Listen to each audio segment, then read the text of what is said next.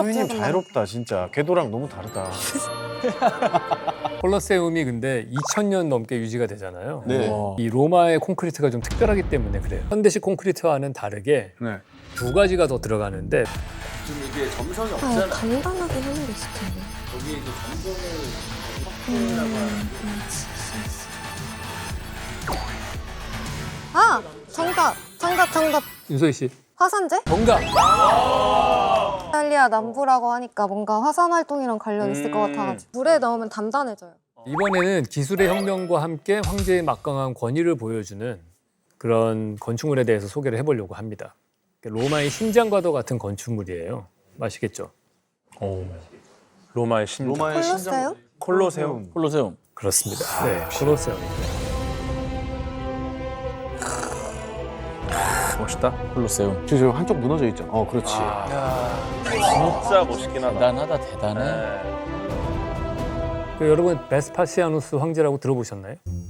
아니, 처음 들어보는 처음 들어. 나는 건데 처음 들어봅니다. 그렇죠. 네로 황제는 다 들어보셨죠? 네. 최양락 선배님.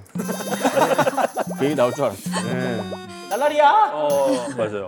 그분이 되게 유명한 게 그거잖아요. 뭐 로마를 다 불태우고 맞아요. 자기가 뭐 지금 마음대로 다시 재건축하고 뭐 형제도 죽이고 뭐 이런 아주 악명 높은 사람인데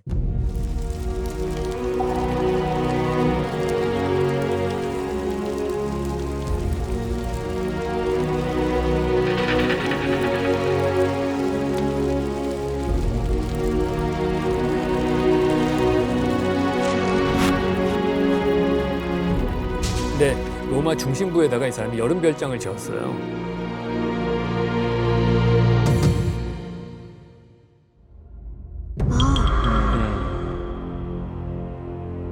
네로 황제가 사망하고 난 다음에 1년 사이에 황제가 3명씩 바뀌고 엄청난 혼란이 있었는데 혼란 끝에 제9대 황제로 추대되신 분이 이분이에요. 베스파시아누스 황제. 나는 그 이전에 있었던 황제들하고 좀 다르다. 당신들을 위한 뭔가를 기여한다. 그래서 이 콜로세움을 지어서 시민들이 놀 수 있는 어떤 엔터테인먼트 센터잖아요. 이제 그걸 그렇죠. 만든 거죠. 이게 이제 네로의 흔적을 지우는 일이다. 이렇게 볼 수도 있는 거예요.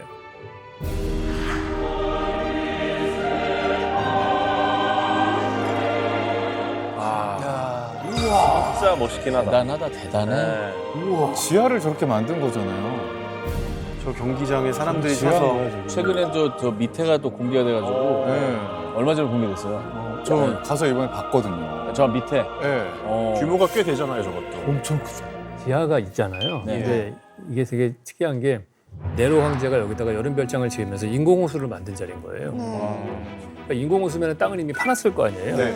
물 다 빼고 나면은 땅이 이렇게 움푹 파여진 데도 건물을 지어야 되는 거니까 네. 그러면은 아래층에다가 저런 시설들을 집어넣고 그다음에 무대 레벨은 그라운드 레벨에 맞춰서 하면 되겠다. 그러니까 사실은 되게 저렇게 합리적이고 네. 문제를 해결하는 걸 통해서 디자인을 하는 되게 좋은 사례라고 볼 수 있어요. 대부분은 메꿔가지고 평평하게 네, 만들 네. 생각을 하는데. 네, 그런 생각을 했을 텐데 네. 그러면서 그전에는 볼 수 없었던 어떤 입체적인 그런 건물이 나오는 거예요. 저 당시에 스포츠였던 거잖아요, 저게. 그렇죠. 그렇죠. 국민 스포츠죠. 여기 아시다시피 다 검투사들이 했잖아요. 네. 야구를 보면은 뒤에 뭐 덕아웃 있고 그 뒤에 선수 대기실 있고 여러 가지 시설들이 필요하잖아요. 네. 근데 그것들이 다 지하실에 들어가 있는 거예요. 검투사 대기실, 뭐 사자 같은 맹수들이 있는 우리도 있고. 라커룸이네, 라커룸. 그러네, 라크롬이네. 그럼 여기서 물어보고 싶은 게 공식 질문은 아니고 예. 지하에 있던 검투사나 맹수들이 어떻게 경기장으로 올라왔을까요? 문이 열렸던 것 같은데. 그죠? 바닥에 이렇게 문이 꽉 열려서 사선을 타고 올라가는? 언덕길을 올라가는? 엘베가 있는 거 리프트가 아니에요? 있었지 않아요? 응? 리프트. 이렇게 사람이 당겨서 도르래로? 올라오는 거. 응. 제가 알기로도 그 당시 무슨 엘베가 있겠어 하는데 그런 비슷한 장치가 있었던 걸로. 실제로 기계식으로 리프트를 만들었어요. 리프트가 있었어요? 아, 정답 외칠 걸. 이렇게 사람 힘으로? 사람이.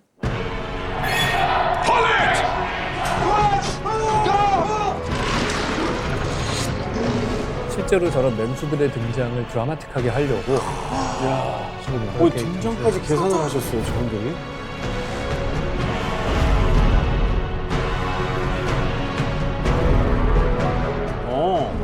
우와. 저렇게 올렸대. 요즘 콘서트 돌출 무대처럼. 그쵸, 그렇죠. 그러니까 저런 리프트가 신기하다. 여기에 28개가 있었대요. 이야, 그러니까 어디서 튀어나올지 모르는 거죠. 도파민 최강이었겠다 진짜. 콜로세움은 약 2000년 전에 그러니까 서기 72년에 지어졌거든요. 와. 베스파시아누스 황제 때부터 건설을 시작했는데 이 놀라운 게 뭐냐면은 아까 제가 피라미드는 20년 넘게 지었다고 했잖아요. 네. 콜로세움은 8년 만에 지었어요. 알려줬다.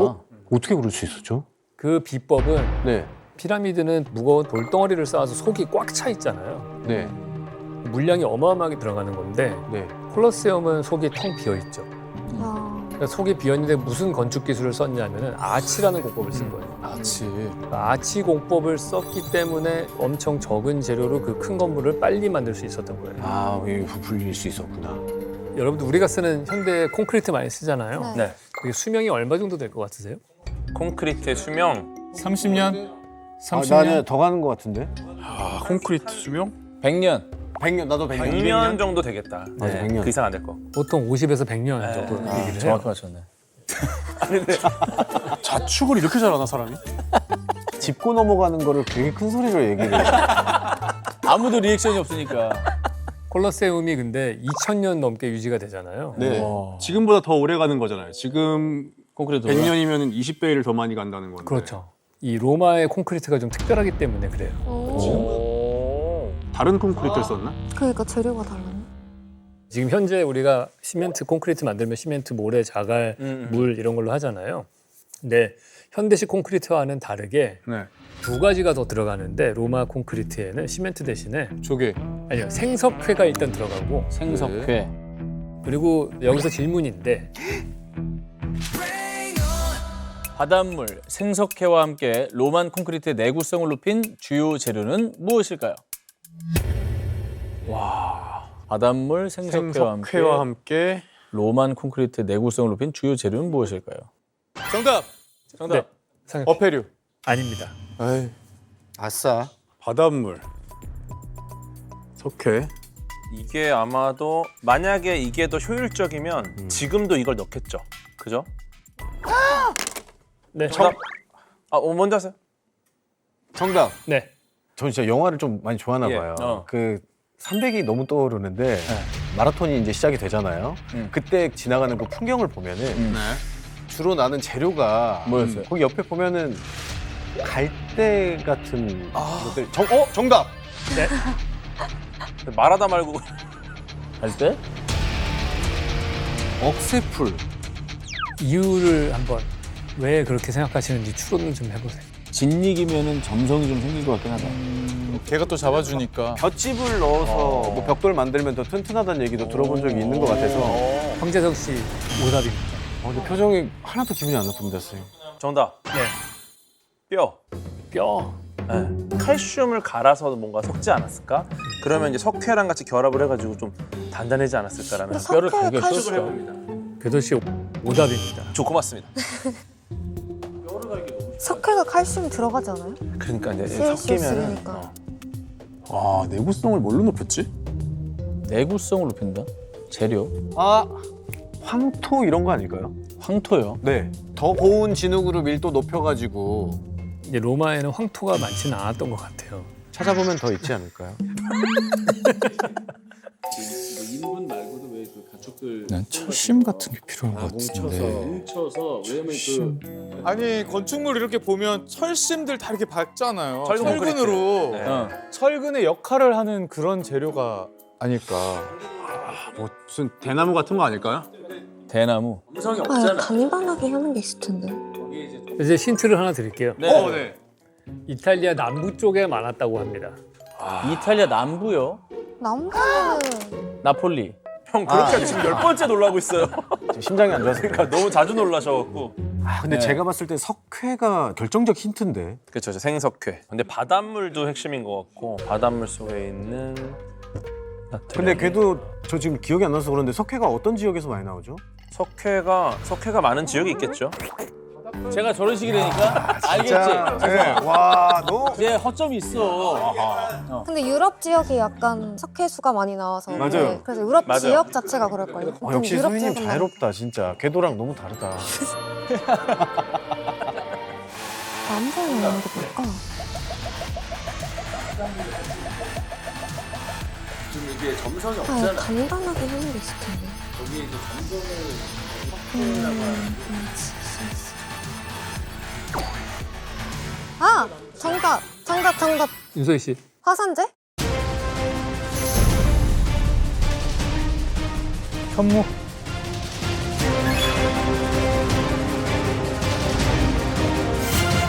정답. 현무야. 그러네. 아, 그러네.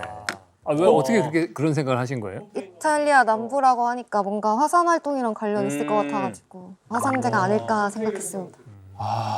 폼페이를 생각 못했다. 그러네.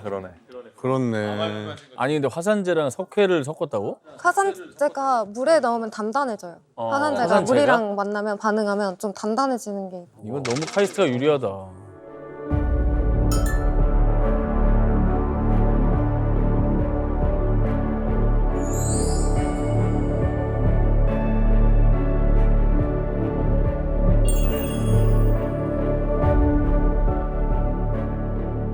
이탈리아는 과거부터 화산 활동이 활발해가지고 화산재를 구하기 쉬웠대요. 음. 화산재를 넣어서 콘크리트를 만들어서 독특한 로마 콘크리트를 만든 거예요.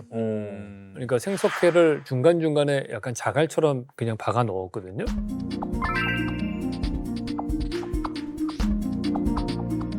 콘크리트가 제일 문제가 되는 게 이게 수축 팽창을 하면서 콘크리트가 약간 금이 가면은 거기 물이 들어가서 얼면은 밀고 하면서 그러면서 더 균열이 가거든요. 그죠, 갈라지죠. 근데 그게 제일 그 콘크리트의 약점인데 그런데 중간에 생석회를 넣으면은 그 갈라진 틈으로 물이 들어가요. 그 물이 들어가서 생석회랑 만나. 아, 그러면서 이게 또 다른 화학 반응을 일으켜가지고 저 금이 간 부분을 다시 메꿉니다. 저것처럼. 콘크리트가 재생되는 느낌이잖아요. 네. 저거랑 비슷한 게 이제 요즘에 이제 자가복원 플라스틱 같은 게 있어요. 예를 들어 균열이 생기면은 안쪽에 조그만 미세한 캡슐 안에 이제 좀 붙여주는 성분이 있어갖고 깨지면 거기 복구시켜주고 그런 자가복원 플라스틱이 있거든요. 그런 걸 좀 과학자 연구하고 있는데 약간 과거에 그런 역할을 했던 것 같아요. 이 바닷물이 들어오고 하는 게. 최근에 MIT에서 연구한 그런 결과예요. 그러니까 다들 궁금해했었어요. 그 판테온도 2000년 됐고 콜로세움도 2000년 됐고 한 2000년 정도를 콘크리트가 어떻게 저렇게 균열이 안 가고 오랫동안 있느냐. 원리를 최근에 발견한 게 그 덕분이다. 이걸 발견을 했어요. 재밌네요. 신기하네. 건축에 대한 지식들이 채워지는 느낌 듭니까? 너무 지식보다는 좀 이렇게 서로 균열이 나고 있는 느낌이 드는데요. 우리 사이에 생석회가 필요하네요. 저는. 네. 그렇죠. 자, 이번에 소개할 건물은 제가 개인적으로 최고의 건축이라고 꼽는 그런 건물이에요. 유현준 원픽. 네. 가우디 나오지 않을까? 스페인 그라나다 지역에 가면은 13세기에 지어진 건축물이거든요. 이슬람 건축 양식으로 지어졌어요. 혹시 어딘지 아시겠어요? 아니요. 그라나다? 스페인? 그 거기 아니에요? 그 현빈 씨 나온 드라마 나오는 거기? 아람브라? 네, 맞습니다. 이거 점수 인정? 말씀하신 대로 알람블라 궁전입니다.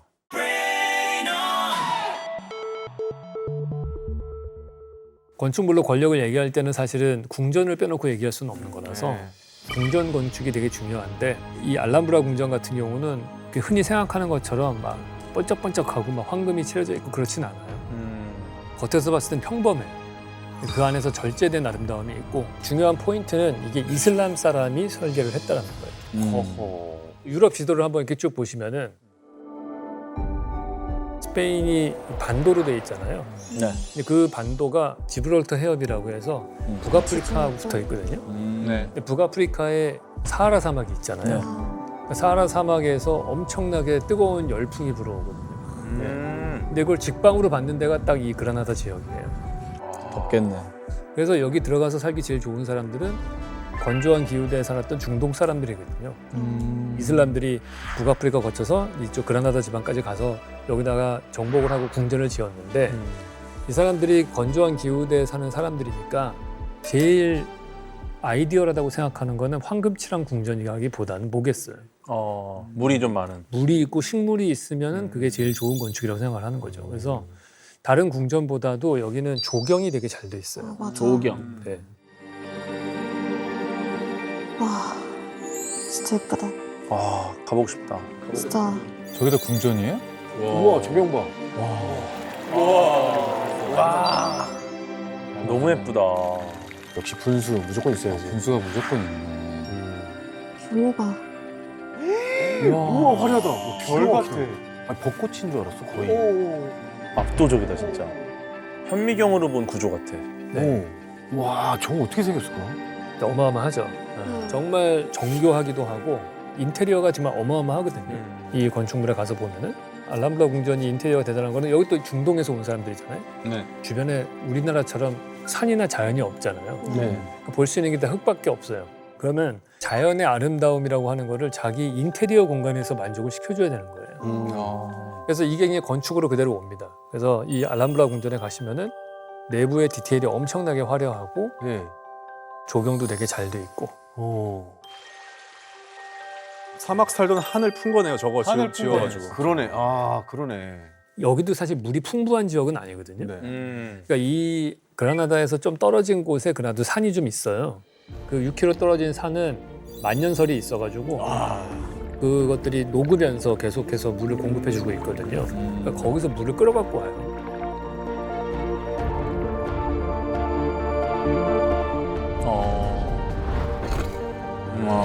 아, 우와 엄청 멀리서 끌어왔네. 6km. 대단하다. 진짜 과학적이다. 물을 한 번 끌어갖고 오면은 이거를 여러 번 돌리고 재활용을 해서 써야 되는 거예요. 그렇죠. 예를 들어서 위쪽에 분수가 있으면 거기서 흘러내려오면은 그 물을 또 아래쪽 분수에서 쓰고 이 물을 흘러가지고 딴 데로 가면 또 어디서 쓰고 또 어디서 쓰고 이런 식으로 여러 가지 수로를 통해서 이 물의 흐름을 다 디자인을 한 거예요. 아, 그 안에서 자연 돌게. 그러니까 이슬람 사람들이 사막의 오아시스를 꿈꾸면서 만들었으니까 물을 막 온갖 방법으로 표현을 하는 거예요. 뭐 어디는 비 내리는 소리가 나는 분수가 있고 어디는 쫄쫄쫄 물이 흐르는 물도 있고.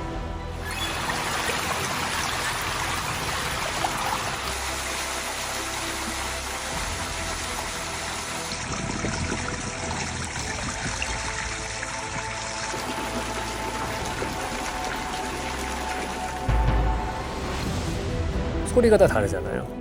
정원마다 다른 소리가 나게끔 물을 통해서 소리를 디자인했다고 보시면 돼요. 와 진짜 혀를 내두르겠네. 진짜 그 당시 어떻게 그런 생각을. 물 어마어마한 떨어지는 소리까지 지금으로 따지면 ASMR 아닙니까? 그렇죠, 그렇죠. 그걸 저기다 구현을 한 거예요. 중정에 설치된 이런 분수들이 장식 넘어서 네. 또 다른 목적도 있거든요.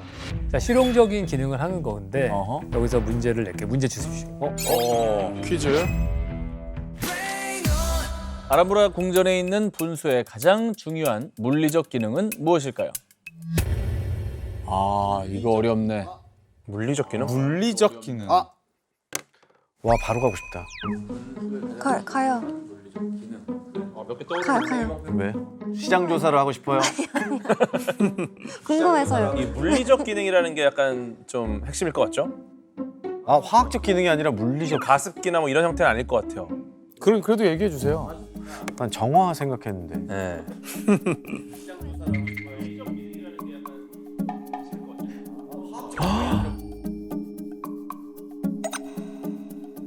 하긴 저긴 건조하니까. 정답. 네. 이 물 왜 여름에 길에 물 뿌려잖아요. 더운 날. 그런 식으로 온도 조절을 하기 위해서 분수가 기화되면서 열을 날리기 위해서 하는 거 아닐까. 더우니까. 그러니까 에어컨 역할. 하석진 씨.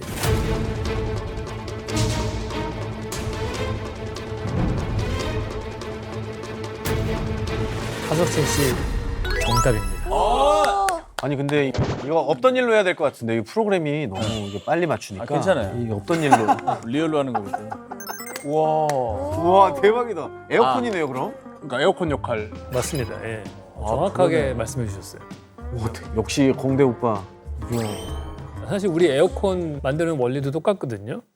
냉매가 있으면은 그거를 기화시켰다가 액화시켰다가 하면서 그 원리를 궤도님께서 자세히 설명해 주시죠. 네, 일단은 물이 뿌려지면은 물이 증발하면서 기화열을 이제 흡수요. 가져가는 거죠. 그럼 이제 얘가 액체에서 기체가 기화되는 과정에서 에너지를 흡수해서 나가니까 그만큼 온도가 떨어지는 거고 주변 온도가. 이게 비슷한 게 우리가 그 나무 그늘 들어가면 시원하잖아요. 네. 나뭇잎들에서 이제 그런 물방울들이 나오거든요. 얘네들이 결국 기화열을 또 그 기화되면서 에너지를 뺏어가기 때문에 그 우리가 옛날 마당에다 물 뿌리고 했던 게 다 그거네요. 다 조상이 그렇죠. 지혜가. 하긴 저긴 건조하니까 저 사막 바로 위. 그러니까 그게 엄청 효과적일 것 같은데요? 그럴 것 같아요. 야 이걸 맞췄네. 공대 오빠. 진짜. 공대형. 이 알람블라에 가시면 꼭 봐야 되는 거가 궁전 내부에 있는 정원인데 그 중에서 진짜 유명한 데가 하나 있어요. 뭐야?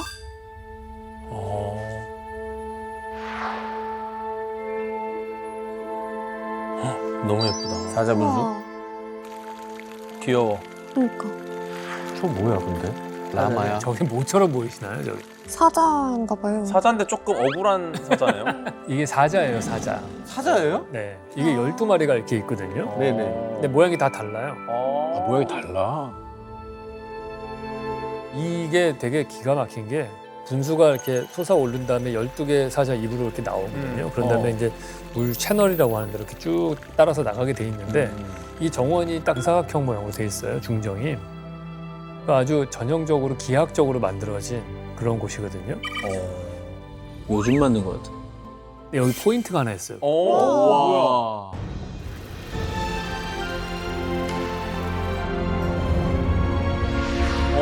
와. 소용돌이 구멍이 뚫려 있네.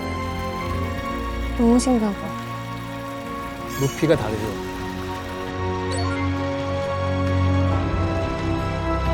저 사람들 진짜 시계 역할. 어머머머머. 소름 돋았어. 문시계네 문시계. 무시개. 저 사람들 진짜 시계 역할. 어머머머머. 소름 돋았어. 문시계네 문시계. 무시개. 대박. 아예 설마 진짜? 사실 저게 물시계처럼 쓰였다고 하는 건 어떤 학자의 가설인 것 같은데 우리가 과거의 유적을 얘기할 때는 항상 그냥 이러지 않았을 거라고 추론을 하는 거니까 시계로 쓰였을 수도 있고. 그래서 재밌는 것 같습니다. 그래서 계속 상상하게 되고 계속 생각하게 되고. 대박이다.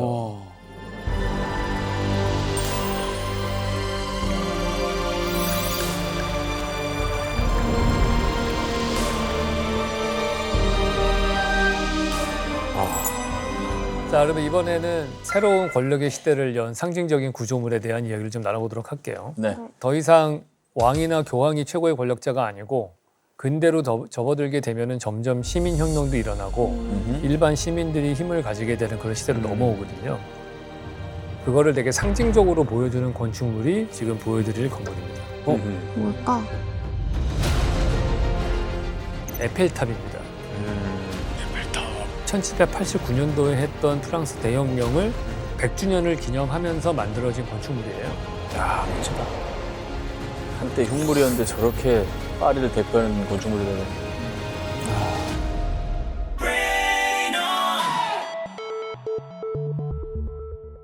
세계 박람회가 열렸거든요. 엑스포라고 하는 그 세계 박람회가 제 1회는 어디서 열렸냐면 1851년도에 런던에서 열렸어요. 근데 그때 런던에서는 수정궁이라고 하는 어마어마한 건축을 합니다. 철하고 유리로만 만들어진 요즘으로 치면 월드 어드벤처 같은 걸 만들어요. 프랑스에서는 자기네들도 뭔가를 보여줘야 될 거 아니에요. 경쟁이니까. 야, 우리는 엄청나게 높은 건물을 지어야 된다. 그래서 공모전을 합니다. 근데 에펠탑이 최종 선정된 이 공모전에는 처음부터 특별한 조건이 하나 있었다고 해요. 그게 뭘까요? 문제예요? 문제예요? 자, 문제는 아닙니다. 공식 문제는 아니에요. 그냥 던지는 겁니까 가볍게? 네. 선정된 이유. 무게 제한? 아니요.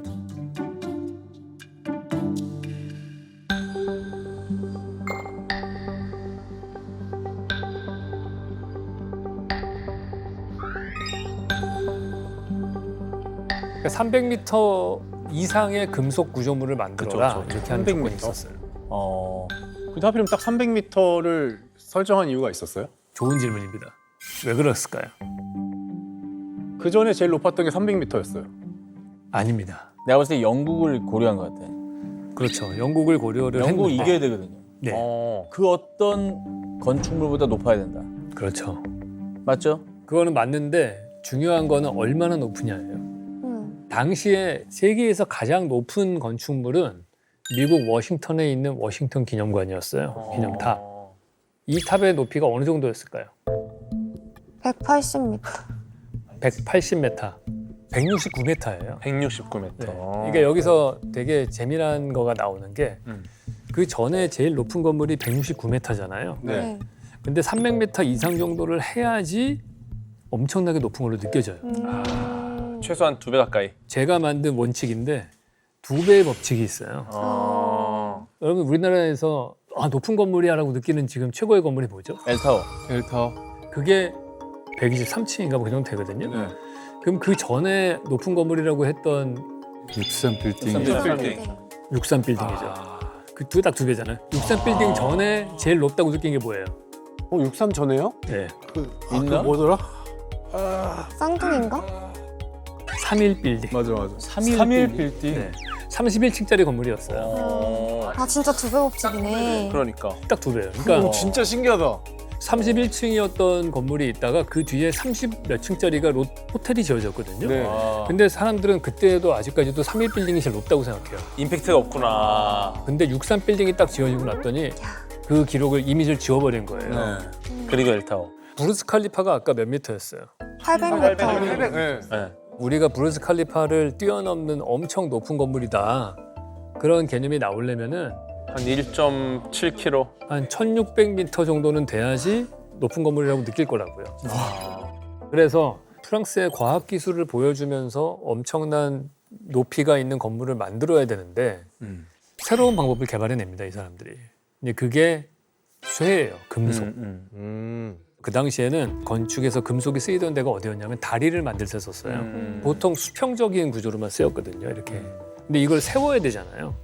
300m 높이 이상으로 금속으로. 그러니까 엄청나게 기존에 없었던 새로운 시도였기 때문에 거기서 새로운 과학적인 노력을 합니다. 수직 구조물에 그 당시에 왜 철을 안 쓴 거예요? 일단은 그 당시에 쓰는 철이 되게 깨지기 쉬운 철이었어요. 취의성이 있구나. 이게 균열이 좀 잘 가는 그런 특징들이 있으니까 에펠은 일반적인 철이 아니고 연철이라는 걸 썼어요. 단단하지만은 잘 휘고 연성. 또 정밀하게 가공하기도 쉽고. 근데 이 연철이 또 독특한 현상이 하나 있어요. 모든 쇠가 가지는 특징 중에 하나긴 하지만은 이게 수축 팽창이 많은 거예요. 온도가 높아지면은 쇠가 늘어나면서 에펠탑의 키도 커집니다. 우와. 한 18cm 정도까지 더 커져요. 우와 많이 커지네. 그리고 이게 바람이 막 불 때 깨지면 안 되잖아요. 그러니까 좌우로 움직이기도 해요.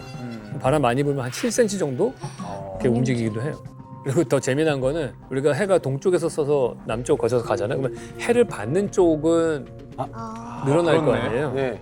그리고 그림자 쪽은 안 늘어나고. 약간 기울어질 수 있겠네요. 그래서 이게 약간 휘는 현상도 생기고 그래요. 근데 그런 것들을 다 받아들일 수 있는 그런 구조를 만든 거죠. 그래서 여기서 이제 디자인의 핵심 아이디어가 나오는 거예요.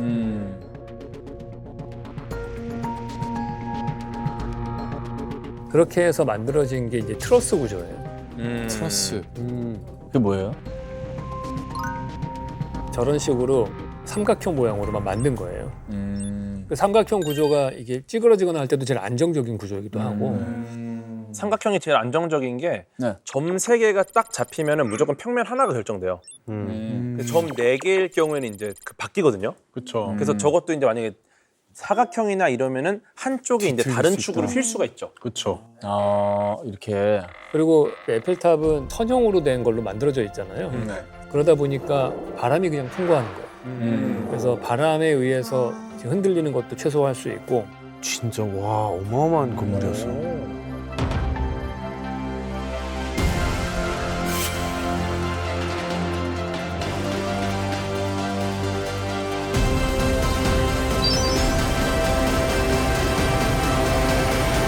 사실은 에펠탑의 진짜 의미는 이러한 하이테크적인 것보다도 사회학적, 인문학적으로 되게 의미가 커요.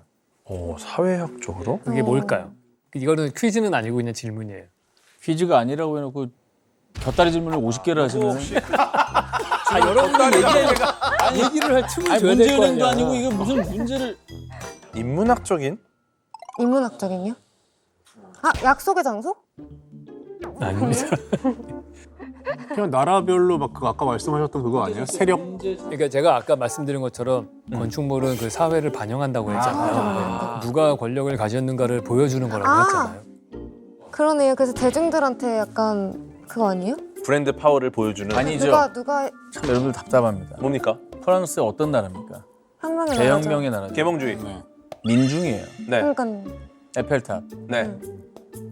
민중의 힘이에요. 네. 그 얘기가 하신 모르시군요. 알겠습니다. 뭔가 권력의 이동인 것 같은데. 뭐냐 권력의 하면 이동. 에펠탑에 누가 올라갑니까? 민중. 민중들이. 아무나 올라가죠. 그렇죠. 일반 시민들이 다 올라가요. 어. 그렇기 때문에 그 도시에서 제일 높은 데에서 내려다보는 시점을 가지는 사람이 일반 시민이 일반 되는 시민이다. 거예요. 에펠탑은 누구든지 올라갈 수 있어야 되니까 특별하게 그곳에 쉽게 올라갈 수 있는 장치를 넣었어요. 엘리베이터. 그렇습니다. 네. 네. 아.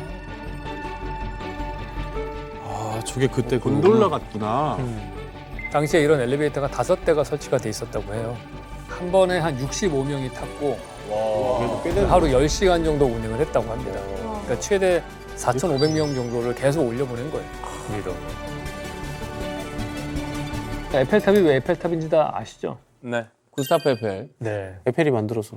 그렇죠. 에펠이 기획을 했고 이거를 이제 구상을 했던 그 엔지니어들이 또 있을 거 아니에요. 와. 그 중에서 유명하신 분이 모리스 퀘클랭하고 에밀 누기에.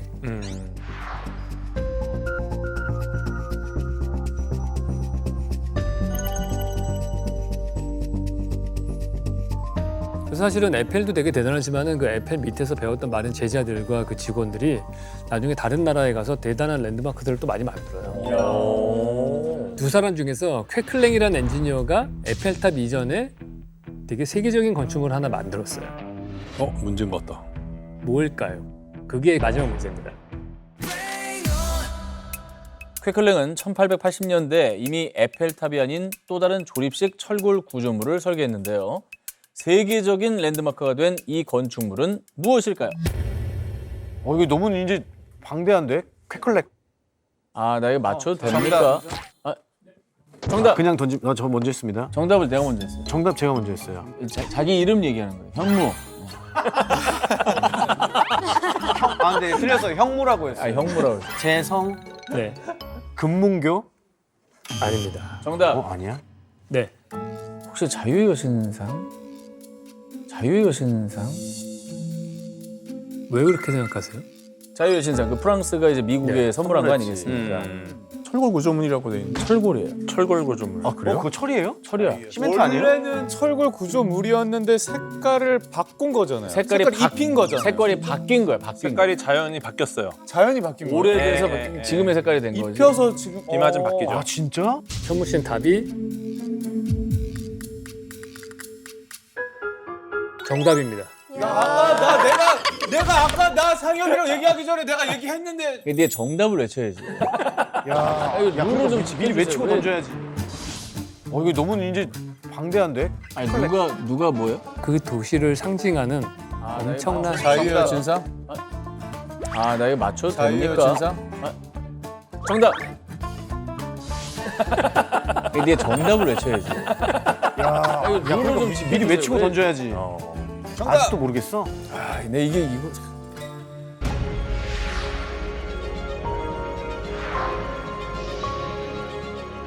이게 껍데기는 물론 저게 동판인가 저걸로 이렇게 했을 거 아니에요. 네. 근데 안에 스트럭처가 그게 철골 구조로 되어 있는 거거든요. 쇠로.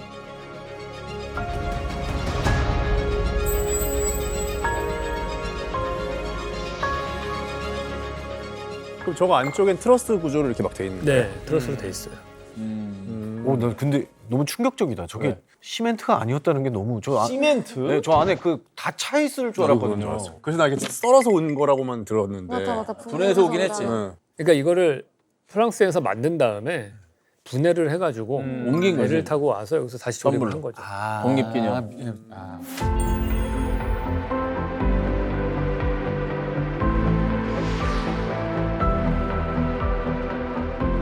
이게 미국의 독립을 기념하는 그 선물이잖아요.